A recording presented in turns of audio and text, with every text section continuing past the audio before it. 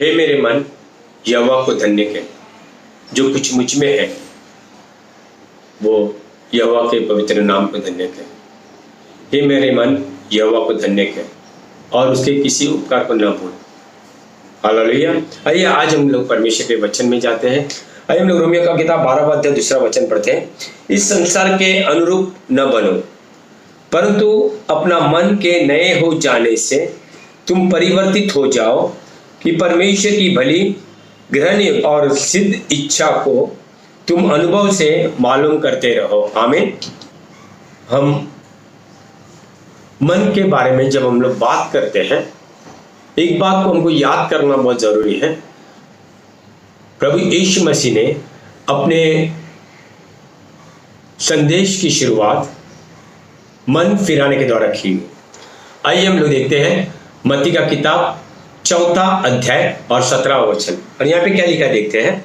उस समय से यीशु ने यह प्रचार करना और कहना आरंभ किया, मन फिराओ क्योंकि स्वर्ग का राज्य निकट आ गया है।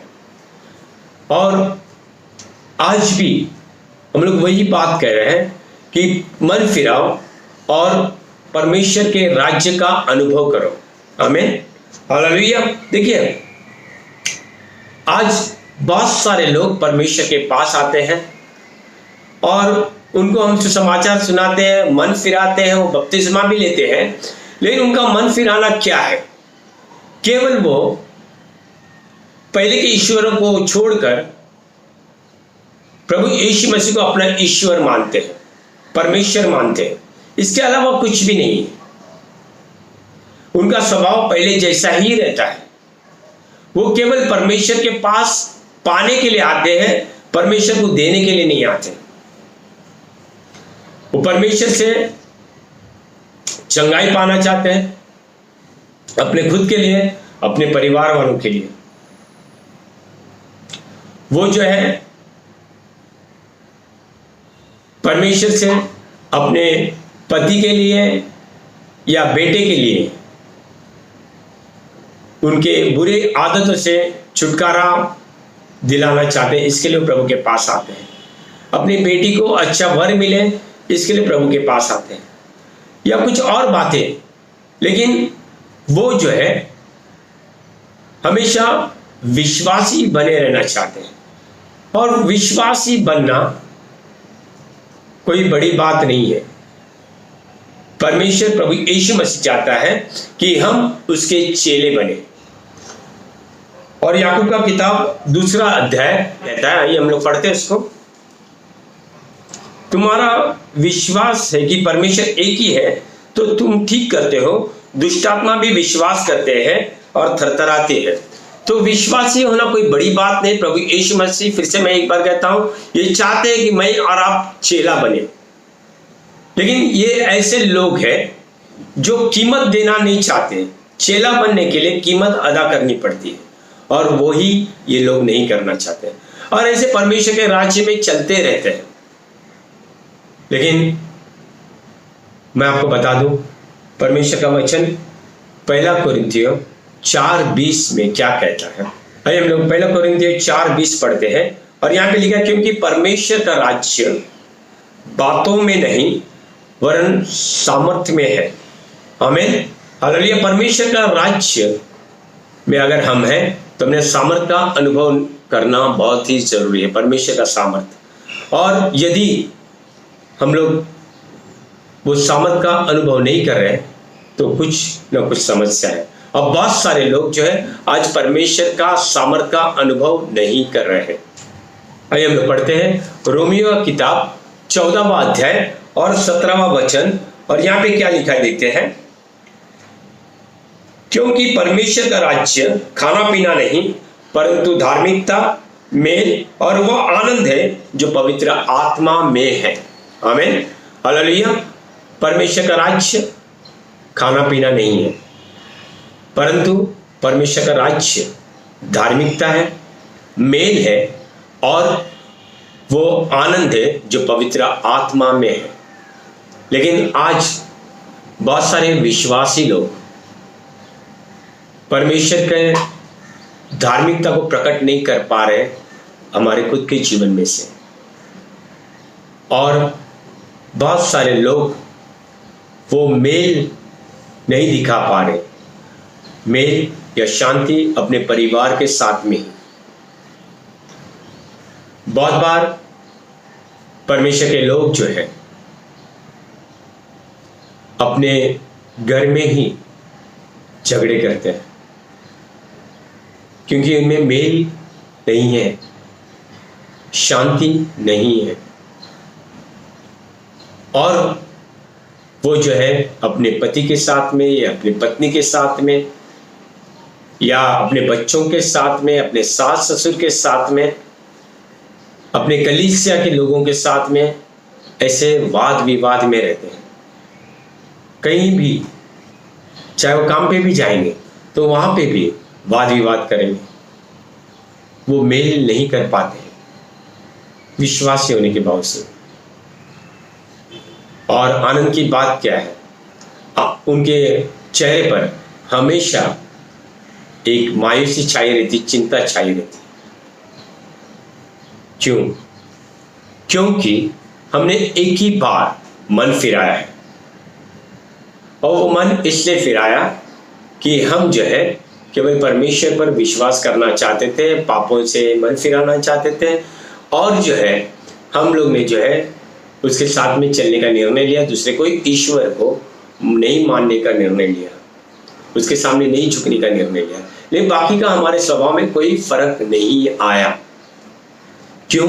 क्योंकि हमने ये ऐसे समझा कि एक ही बार मन फिराना जायज है, लेकिन यहाँ पे परमेश्वर का वचन कहता है अपने मन को नया बनाते जाओ, और मन को नया हर रोज बनाना है। हमारे जीवन में कुछ ऐसी बातें हैं जिसको हमको निकालना बहुत ही जरूरी है, क्योंकि हमने केवल एक ही बार मन फिराया और उसके बाद जो है हम चलते गए, और हमारा स्वभाव जो है पहले जैसे था वैसे ही है। आज अविश्वासी और विश्वासी में कोई ज्यादा फर्क नहीं है, ऐसे विश्वासी में, क्योंकि वो जो है पहले जैसे स्वभाव में चल रहे, पहले जैसे लड़ाई लड़ रहे। मैं आपको बता दूं, हमको रोज मन को नया बनाने की जरूरत है। हालेलुया। हम इसके बारे में आपको आगे बताएंगे। देखिए, मसीह में आने के पहले हम बहुत सारे विचारों को लेकर आए, विचारधाराओं को लेकर आए। कुछ हमारे दादा दादी, नाना नानी, कुछ हमारे माता पिता, हम जो हमारे जीवन में जो प्रभाव डालते हैं ऐसे लोग, चाहे टीचर हो या कोई ऐसे बुजुर्ग हो जिनके बारे में हम लोग आदर करते हैं, और उनके विचारों को हमारे हर एक क्षेत्र में हम लोग लेकर आए। और इसकी वजह से क्या हो रहा है कि ये बातें हमारे जीवन में गढ़ बन गए, और इन बातों की वजह से हम परमेश्वर के वचन को हमारे जीवन में नहीं ले रहे। ये जो विचारधारा या विचार है हमारे, जो हम लोग जिसका आदर कर रहे थे, वो बहुत बार जो है परमेश्वर के वचन के विरोध में है, परमेश्वर के वचन के या परमेश्वर के विचारों के विपरीत है। जैसे संसार में प्रथा है नहले पे दहला देना, ईंट का जवाब पत्थर से देना, वैसे आज मसीह लोग भी जी रहे। कहीं अनजाने में या जानकर उनका अपमान हुआ किसी के द्वारा, तो वो बाट जोएंगे और मौका ढूंढेंगे, और जब तक मौका नहीं मिलते वो बेचैन रहेंगे। जिस दिन उनको मौका मिला खुद बदला लेने का या किसी के द्वारा बदला लेने का, या अपने आप ही वो व्यक्ति जो अपमानित हो रहा है, तो ये व्यक्ति जो है बहुत खुश हो रहा है, उसको संतुष्टि मिल रही है। क्या हुआ? इसका बदला पूरा हो गया है। जबकि परमेश्वर का वचन कहता है पलटा लेना मेरा काम है। मैंने इस रिश्ते में अपना जिंदगी दे दिया, अपने पैसे दे दिए, और जो कुछ भी मेरा था मैंने सब कुछ उंडेला, लेकिन फिर भी इस रिश्ते से मुझे क्या फायदा हुआ? क्या आप फायदे के लिए रिश्ता निभा रहे थे? देखिए, बहुत बार हम लोग ये कहते हैं मैं बहुत ज्यादा कर रहा हूं, मैं बहुत ज्यादा कर रही हूं, और इसके प्रतिफल में मुझे क्या मिला? अगर आप ऐसे सोचते रहोगे तो बहुत बार आपके रिश्ते जो है बर्बाद हो जाएंगे। देखिए, मैं विवाह के बारे में ज्यादा करके कह रहा हूं क्योंकि बाहर के लोग जो है, जिनके साथ में आपका रिश्ता ठीक नहीं होता है, उनको एक बार आप अलग रख सकते हैं, उनके पास नहीं जा सकते हैं। चाहे कलीसिया के लोग कलीसिया भी बदल देते हैं, लेकिन घर में यदि पति पत्नी है और उनके बीच में ऐसे मनमुटाव होता है और वो इस प्रकार की सोच रखते हैं, तो क्या होता है? ऐसी सोच तलाक के पास लेकर जाते हैं, विवाह को बर्बाद कर देते हैं। देखिए, आपके बच्चे के भविष्य के बारे में सोचें। वो बच्चा जो है एक ही पेरेंट के साथ में रहेगा, चाहे माँ हो चाहे पिता हो, और अगर वो अपनी मम्मी के साथ में रहता है तो उसके पिता का प्रेम का अभाव उसको महसूस होगा, और वो पिता के साथ में रहता है तो उसकी मम्मी का प्रेम जो है उसको नहीं मिलेगा। कोई चाहे माँ हो चाहे पिता हो, दोनों का प्यार नहीं दे सकते। केवल फिल्मों में रहते मैंने माता पिता का प्यार दिया है, नहीं। परमेश्वर ने मनुष्य को इसलिए बनाया, विवाह को इसलिए रचा कि पति पत्नी एक होकर रहे। जिनको परमेश्वर ने जोड़ा है उसको कोई अलग नहीं करे, और उनके बच्चे भी उनके साथ में रहे। ये परमेश्वर चाहता है। और फिर याद रखिए कि यदि आप अलग भी हो गए और आपके बच्चे आपके साथ में रहने लगे, बड़े होने के बाद उस विवाह के रिश्ते का आदर नहीं करेगा। वो उसके जीवन में यदि कुछ ऐसी बातें हो जाती है कि पति पत्नी में मनमुटाव हो जाता है, तो वो भी तलाक दे देगा। और आप अपने जख्म के बारे में उनको नहीं बोल पाएंगे। आप ये नहीं बोल पाएंगे कि ये परमेश्वर के वचन में गलत है, तलाक से परमेश्वर घृणा करता है। आप नहीं बोल पाएंगे क्योंकि आपने ही तलाक अपने जीवन में लिया है। और पवित्र आत्मा के आनंद की बात हम लोग क्या करें जब आप निराशा में रहेंगे? मैं केवल विवाह में नहीं बोल रहा हूं, हर एक जगह में यदि आप निराशा में हैं तो आप परमेश्वर का आनंद कहां महसूस करेंगे? देखिए, आपने परमेश्वर का स्थान उस व्यक्ति और व्यक्तियों को दिया है, और इसलिए आप उनके व्यवहार की वजह से खुश होते हैं या उदास होते हैं। परमेश्वर का आनंद आपकी ताकत नहीं है, आपको परमेश्वर को प्रथम स्थान देना है। आमीन। ओके, अभी विश्वास में आने के बाद आपके मन में कौन कौन से विचार आ रहे हैं और कहां से विचार आ रहे हैं? क्या परमेश्वर के वचन से विचार आ रहे हैं? कितना वचन पढ़ते हैं?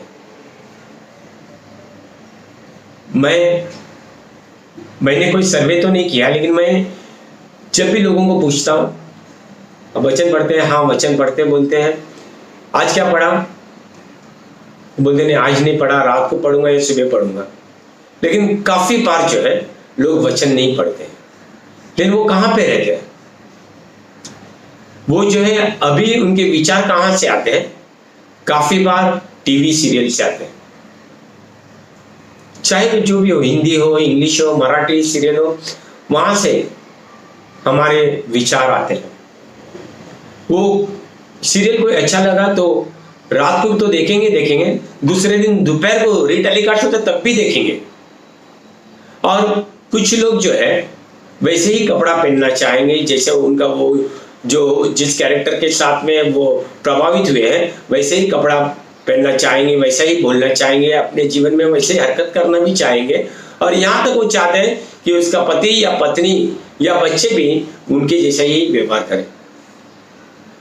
वो फरेब है, वो झूठ है, वो केवल टीवी सीरियल है, केवल आपके मनोरंजन के लिए बनाया गया, और आप उसके द्वारा जो है आप प्रभावित होते हैं, और फरेब में जो है आप अपने घर को लगभग बर्बाद कर देते हैं। बहुत सारे लोगों को जो है दिन में एक फिल्म देखे बगैर चैन नहीं मिलता है। देखिए, आज भी ऐसे विश्वासी है जो किसी न किसी कलाकार के फैन है, या कोई ऐसे जो फ्रेंचाइजी है पिक्चरों की, फिल्मों की, उसके फैन है। अगर ऐसे फिल्म आते हैं तो अगर संभव है तो शुक्रवार के दिन या तो रविवार के दिन जो है वो पहला शो देखेंगे। और ये फिल्मी सितारों की चकाचौंध में वो इतना खो जाते हैं, उनको प्रेरणा मिलती है। वो कोई कलाकार जो है उनका कभी कोई इंटरव्यू देता है टीवी में या कोई अखबार में इंटरव्यू आता है तो ये लोग जो है इतने प्रभावित होकर पढ़ते हैं। एक व्यक्ति को मैंने देखा है कि यदि कोई फिल्म कलाकार जो है किसी चीज का एडवर्टाइज करता है, चाहे फैन का हो, चाहे फ्रिज का हो या टीवी का हो, वो वही लेकर आता है, चाहे क्वालिटी कैसे भी क्यों ना हो। कितना हम प्रभावित हो रहे हैं। अब मैं आपको बता दूं, उनका व्यक्तिगत जिंदगी में ये लोग भी जो है बहुत दुखी है। मैं सभी लोगों के बारे में नहीं कह रहा हूं, बहुत सारे लोग जो है दुखी है, इनके जीवन में अशांति है और ये जो है तलाक में से गुजर चुके हैं। विवाह दो करके भी उनको शांति नहीं मिली है, इस विवाह को भी तलाक दे रहे। शराब में, ड्रग्स में वो खो जाते अपने आप को, वो सच्चाई का सामना नहीं कर पाते इसके लिए। और भी बहुत सारी बातें हैं, लेकिन आपकी प्रेरणा प्रभु यीशु मसीह होने दो। आपकी प्रेरणा बाइबल के वो चरित्र होने दो जो हमको उत्साहित करते हैं। आपकी प्रेरणा आज ऐसे लोग होने दो जो इस हमारे इर्द गिर्द में या कहीं पर भी आप जानते हो वो परमेश्वर के वचन के अनुसार चलते हैं, वो आपकी प्रेरणा बने। आमीन। ओके, एक और जरिया है जिसके हमारे अंदर जो विचार आते हैं या सोच आ जाती है, और वो विचार कौन से पता है आपको? हमारे मित्र या सहेलियां। आइए हम इस वचन को पढ़ते हैं। पहला कुरिन्थियों का किताब 15वां अध्याय 33वां वचन, और यहाँ पे इस प्रकार से लिखा है, धोखा न खाओ, बुरी संगति अच्छे चरित्र को नष्ट करती है। बहुत सारे लोग जो है सबके साथ में मेलजोल रखने के लिए अपने जहाँ पे वो रहते हैं वहाँ के जो है लोगों से दोस्ती रखते हैं, या जहाँ पे वो काम करते हैं उनके साथ में दोस्ती रखते हैं, और उनकी जो बातचीत जो है हमेशा या बहुत सारे लोगों की ठट्टा करने वाली होती है, गिराते हैं लोगों को। और विशेष करके पुरुष रहेंगे तो स्त्रियों को गिराते हैं। वो कहते हैं स्त्रियां जो है वो काम पे जाती है, वहाँ पे ऐसा संबंध रखती है, और जो है ऐसा मैंने इसको देखा है, उसको देखा है, और ये बहुत बातें झूठ होती है, बहुत कम ही सच होती है। और स्त्रियां भी ऐसे हैं, वो भी आपस में जब बात करते हैं तो कहते हैं इसका पति वहां पे उलझा है, इसका पति वहां पे उलझा है, और कुछ ना कुछ ऐसे बातें करते रहते हैं और ऐसे निर्णय पर आ जाते हैं। कुछ लोग जो है ये बातें सुनकर आ जाते हैं कि आपका पति गर्म तवे पर बैठकर भी कुछ बोले तो उसका यकीन नहीं करना। क्या क्या आप ये कर रहे हैं? और ये जब लोग घर पे आ जाते हैं तो इनके अंदर जो है शक का कीड़ा घुस गया है, और ये जो है हर चीज में अपने पति या पत्नी के बारे में शक करने लग जाते हैं। वह अच्छा कपड़ा पहनी है या अच्छा कपड़ा पहना है तो उसके बारे में शक करेंगे कि क्यों आज कितना तैयार होकर क्यों जा रहे हैं। हर जो है 15 मिनट में, आधे घंटे में कॉल करेंगे, कोई ना कोई बहाने से कॉल करेंगे, और उनका कॉल करने का वजह ये रहता है कि वो जान ले कि जहाँ पे वो कहकर गया उनका पति या पत्नी वो वहीं पर है या नहीं। किसी पुरुष से उसकी पत्नी बात करती है तो वो शक से पूछेंगे क्यों बात कर रहे थे, क्या इतना बात करना जरूरी था, चाहे फल वाला क्यों ना हो। और पत्नी अपने पति को, चाहे वो बाइक चालू करते वक्त या कार चालू करते वक्त किसी ने कुछ बातें कह दिया, वो पूछेंगे उसने क्यों उसे उस समय पे बात किया, आपसे बात ही क्यों किया। चर्च में भी यदि किसी ने बात किया तो पूछेंगे क्यों बात की। और ऐसा जब होता है विवाह में तो आपकी जिंदगी बर्बादी की ओर जाती है, आपका विवाह बर्बादी की ओर जाता है। देखिए, परमेश्वर का सामर्थ वहां पे प्रकट नहीं होता है, शैतान का सामर्थ प्रकट होता है। यीशु मसीह ने कहा यूहन्ना 10:10 में, चोर कोई और काम के लिए नहीं आता है, वो चोरी करने, घात करने और नाश करने आता है। और आप उसके हवाले होकर, उसकी योजनाओं में फंसकर आप इन बातों में अपने जीवन में शैतान का राज्य लेकर आ जाते, परमेश्वर का राज्य नहीं। हमारे मन में आने वाला हर एक विचार हमने जांचना है, इसकी शुरुआत कहाँ होगी, इसका गढ़ कौन सा है। और यदि वो परमेश्वर के वचन के अनुसार वो विचार नहीं है तो हमारे जीवन में से निकालना बहुत ही जरूरी है। हमें यदि आप ऐसे विचारों को अपने जीवन में से नहीं निकालते हो तो आपका जीवन भी अविश्वासी जैसा ही होगा। बहुत दुख से कहना पड़ता है, जिस हमारे जीवन को परमेश्वर ने जो है मेल कराने के लिए प्रभु यीशु मसीह ने क्रूस पर बलिदान दिया, और उस बलिदान को हम लोग तुच्छ समझ रहे, हम लोग अपनी मनमानी करने के लिए परमेश्वर के वचनों को दूर रख रहे। नीति वचन 23:7 में इस प्रकार से कहता है, जैसा मनुष्य सोचता है अपने मन में वैसा ही वो है। और आप और मैं वैसे ही जो हमारे मन में विचार आते हैं, विचार डाले गए, चाहे हमारे घर के, हमारे करीबी, या अभी हमने आने के बाद, विश्वास में आने के बाद जो है हमने हमारे जीवन में ये विचार लिए हैं। इन विचारों को, हमारे मन के विचारों को नया बनाना पड़ेगा। हमारे मन में जो है नई बातें आने दो। अपने मन को सदा परमेश्वर के वचन से भरो। आज भी बहुत सारे लोग जो है इतना समय मिलने के बावजूद आलसी बने बैठे हैं। वो परमेश्वर का वचन जितना पहले पढ़ते थे उतना ही पढ़ रहे, परमेश्वर के साथ उतना ही समय बिता रहे। परमेश्वर के साथ में थोड़ा अच्छा समय बिताओ, क्वालिटी समय बिताओ, और परमेश्वर के वचन को ऐसे समय पर जो है अपने मन में भरते जाओ। परमेश्वर के वचन पर मनन करते रहो। आज आपने क्या पढ़ा है पूरा दिन मनन करो, आपको क्या निर्णय लेना है उसके बारे में मनन करो। परमेश्वर के वचन से एक दूसरे से बातचीत करो।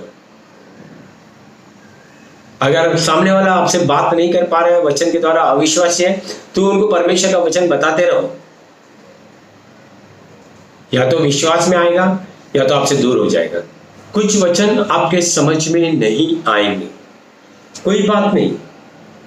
यदि समय मिला तो आप अपने कलीसिया में, आपके दोस्त हैं, आपके सहेलियां हैं, आपके परिवार में कोई परिपक्व व्यक्ति है, आपके लीडर से, आपके पास्टर से उसका अर्थ पूछ सकते हैं। लेकिन ये बात याद रखें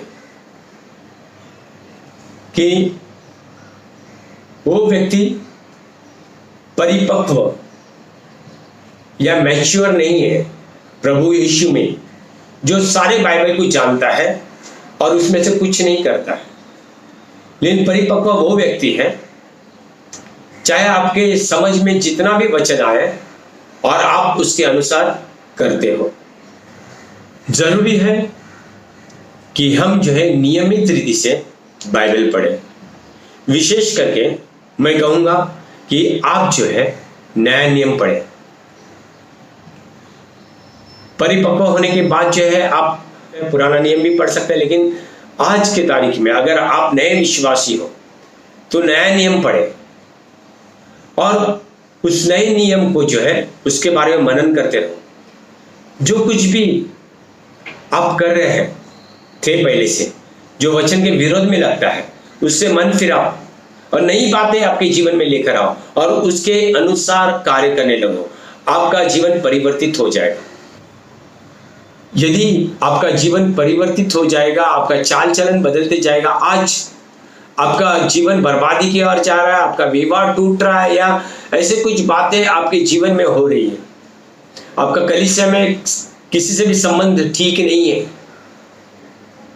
तो आप ये वचन के अनुसार चलकर जो है अपने जीवन को बदल सकते हैं।